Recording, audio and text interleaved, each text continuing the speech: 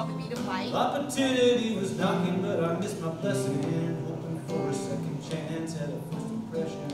Our tagline is "Music can save a life," because we believe that music is so much more powerful than just a form of entertainment, that it actually has some incredible healing and transformative properties that we all are using without even knowing it. Just a huge piece of the program, even outside of the music, is just that these individuals feel that they're not just a number, that they're not just that jumpsuit, and that they are just a human being just like us, and they're just wearing a different color, and you know, that we all are just human beings. Inside, outside, we all are fallible, broken, suffering. And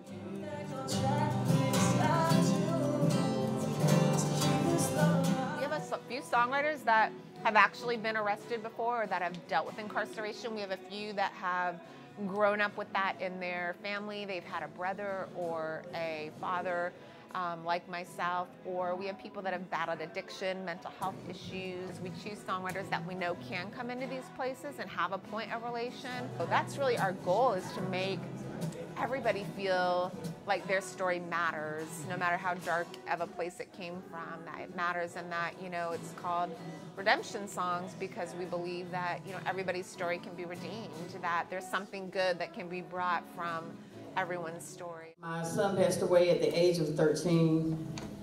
He went in the hospital on December 13, 2013, and just the grieving process of between 2013 to now.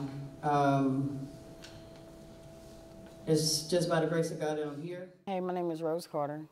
I've been here at York County Detention Center for 5.5 months, and I'm in here for PWID of cocaine and marijuana. And I've been lost for 5 years, and my prison wasn't here, or jail wasn't here. My jail was at home. When they said the beat of life, my mind automatically went to my son. Pain and hurt dealing with him. Yes, I cover it up with alcohol and many other things, because just dealing with that pain of losing a 13-year-old boy, it's hard to cope with that. Losing a kid by being a mama in his life was hard enough, but just had I lost him, if I was out there not being a parent in his life, would have been worse. I probably wouldn't be standing here. So this is a grieving process for me. This song that I did for him was on December 2013, on December 13th, a 12-year-old boy at the time put his arm around a 34-year-old woman and said, "Mama, I'll make Jesus a good soldier. You'll have to accept that." He called me Sugar Mama. I called him Sugar Boo. He was 13 years old. He was taken way too soon. He was one hell of a kid, the youngest of 3. He was an angel here on earth. We just couldn't see his wings. He said, "Mama, one day I'm gonna make you a good soldier." You got it, girl. He said, "I'll live on, and you should too.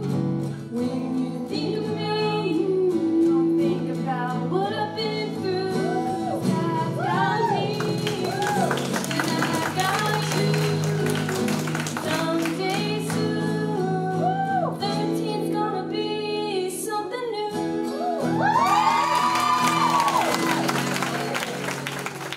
They broke me down a little bit, just digging in those memories that I buried. You know, I put my son in a box because nobody can carry that with them. When you walk in this world, when you're dealing with everyday bills and having 2 other kids and just dealing with the job stress and just everyday life, you can't carry the death of a son right there on your shoulder. The first thing she said is, "I don't want to write an emotional song." And I was like, we're writing an emotional song. Like that was my goal, is because I knew she had some deep stuff, and if people don't want to get sad, it's because they're sad.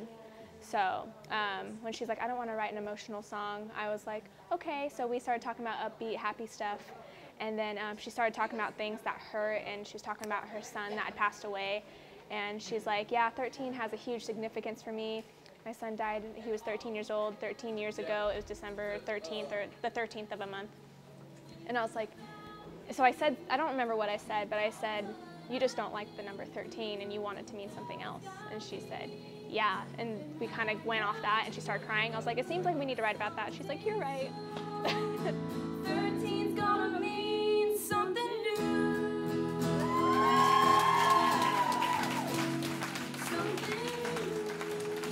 Finally gave back to him a little piece and was able to let him live again through this song, because he was more than just pain. Than seeing him suffer on that hospital bed. He was happy when he was here. He was joy. He was love.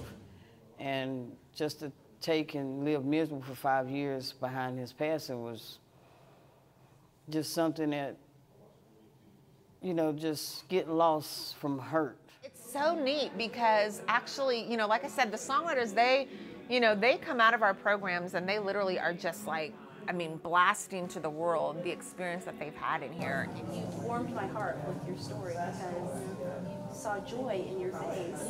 And I think it's funny, if I told people how many times, like I'll work with somebody that it's a blessing that I came to preach, I think it also gives you time to stop and reflect about things that maybe when you're on the outside.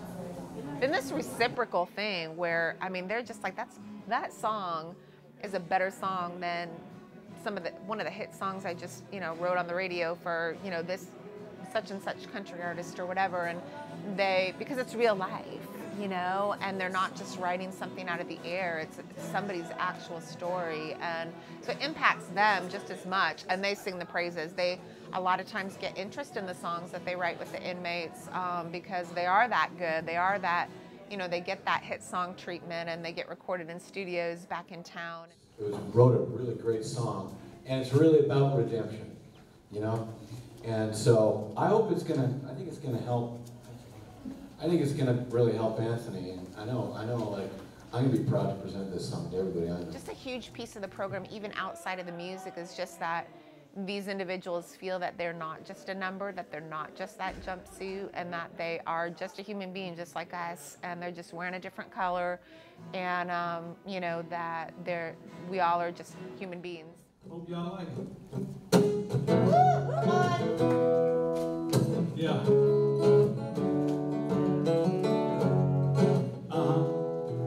Come on.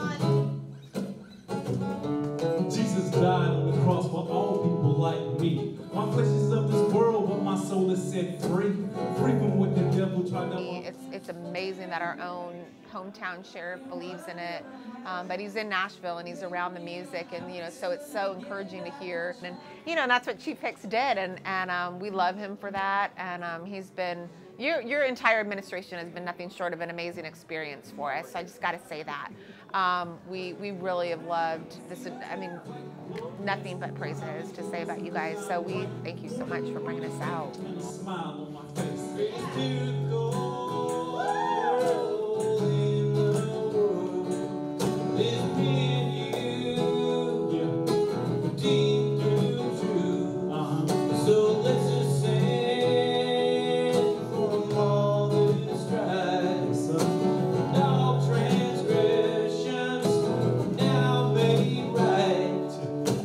Nothing's really different. It's hard being up here. It's hard being up here just talking, let alone actually performing. So thank you guys so much for signing up for this class, this workshop and program with us today. We absolutely loved working with you guys.